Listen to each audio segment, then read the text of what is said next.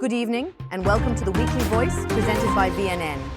Bringing you today's top 10 Canadian news stories on August 29th, 2025. Let's get started. Canada Post is warning of deepening financial troubles as negotiations with the Canadian Union of Postal Workers show little progress. The Crown Corporation posted a staggering $407 million loss in the second quarter of 2025, a sharp reversal from the $30 million profit reported in the same period last year. Management says the union's proposals are unaffordable and fail to address structural challenges, while the union accuses the company of misrepresenting negotiations and ignoring worker concerns. The dispute has raised fears of a full strike, with mediators still working to bring both sides closer to an agreement. Industry experts describe the situation as an existential crisis for Canada Post, with urgent reforms needed to ensure long-term viability. Ottawa's annual Pride parade ended abruptly after activists from Queers for Palestine blocked the parade route, demanding solidarity and an apology from Mayor Mark Sutcliffe. The protest disrupted the event and ultimately forced organizers to cancel, sparking heated debate within the city's LGBTQ community. Mayor Sutcliffe condemned the disruption, calling it an unacceptable precedent for public events, while activists accused him of ignoring calls for dialogue and solidarity. The controversy has raised questions about how future Pride events can balance inclusivity, political expression, and the safety and enjoyment of participants as the city looks to rebuild trust in its planning process. An unusual accident in Sarnia, Ontario, has drawn national attention after a driver accidentally crashed her vehicle into a drive-test center. Police say the elderly driver pressed the gas pedal instead of the brake while trying to park, sending her vehicle into the building. Fortunately, no serious injuries were reported, though one man was treated for minor scrapes and bruises. Photos of the incident quickly went viral online, with many noting the irony of the crash occurring at a driving test facility. Authorities emphasized that while the situation could have been much worse, it serves as a reminder of the importance of safe driving practices. Canada and India are moving to repair strained diplomatic ties with the appointment of new high commissioners. Veteran diplomat Christopher Cooter will represent Canada in New Delhi, while India has named Dinesh K. Patnaik as its envoy to Ottawa. These appointments mark a significant step in rebuilding trust after nearly a year of diplomatic friction, sparked by allegations of interference and violence, including the 2023 killing of Hardeep Singh Nijjar in British Columbia. Prime Minister Mark Carney emphasized the importance of strengthening ties with India, citing its role in global supply chains and the deep cultural connections between the two countries. However, critics remain wary, urging vigilance to ensure that foreign influence concerns are not overlooked as relations improve. A major employer in Amherstburg, Ontario, is shutting its doors. Diageo, the company behind Crown Royal, has announced the closure of its local bottling plant by February 2026, impacting approximately 200 workers. The decision is part of a broader strategy to streamline North American operations and strengthen supply chain efficiency.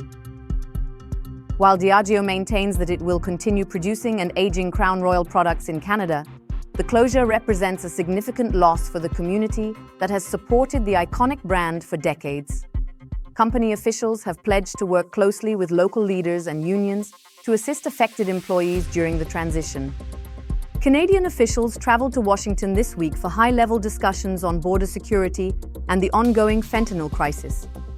Led by Justice Minister Sean Fraser, Public Safety Minister Gary Ananda Sangari, and Canada's fentanyl czar Kevin Brosseau, the meeting with U.S. Attorney General Pam Bondi aimed to strengthen cooperation amid rising tensions. While the talks did not produce immediate policy changes, both countries emphasized the importance of keeping communication channels open. Separate trade discussions also took place, with Canadian officials working to ease tensions around tariffs. Experts praised Canada's decision to scale back some retaliatory measures, calling it a strategic move to rebuild trust and maintain economic stability. A growing number of Canadians are moving away from U.S. real estate investments. According to a new Royal LePage report, 54% of Canadians who own property in the U.S. have either sold or are planning to sell. The main reasons cited include political polarization under the Trump administration and heightened environmental risks like hurricanes, flooding, and wildfires. Roughly one-third of respondents plan to reinvest their proceeds into Canadian real estate, signaling a buy Canadian sentiment that could have ripple effects in the domestic market. The shift is also expected to impact U.S. regions popular with Canadian snowbirds, such as Florida and Arizona, where Canadian spending has historically boosted local economies. In London, Ontario, one home builder is taking an innovative approach to help struggling buyers in a slow market. Foxwood Homes has launched its Start Smart incentive program, covering property taxes and utility bills for the first year, a value of up to $12,500 for buyers who close before September 15th. The program is aimed at easing the financial burden of home ownership in a time when high interest rates, rising costs, and market uncertainty have kept many buyers on the sidelines.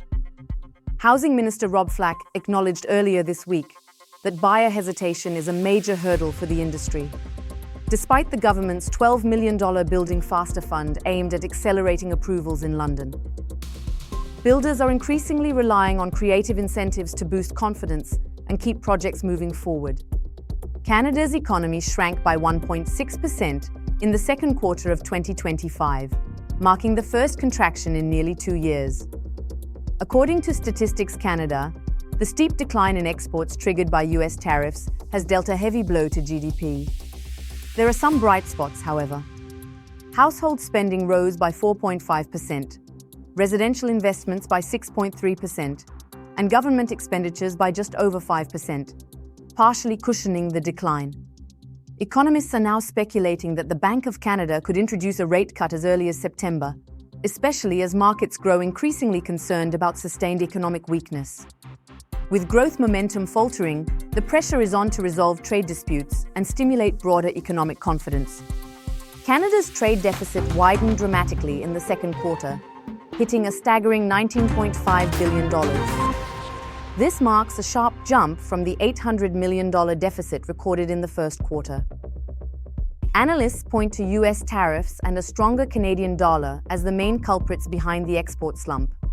The trade surplus with the U.S., Canada's largest partner, shrank from $31.3 billion to just $10.1 billion. Economists warn this growing gap could translate into manufacturing cutbacks and higher unemployment if the situation continues.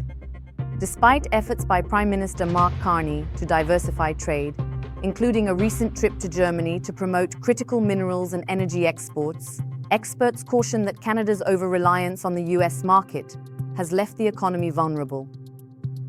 That's all for today's top stories. Thank you for joining us on The Weekly Voice, presented by VNN. Stay informed, stay engaged, and we'll see you next time. Good evening.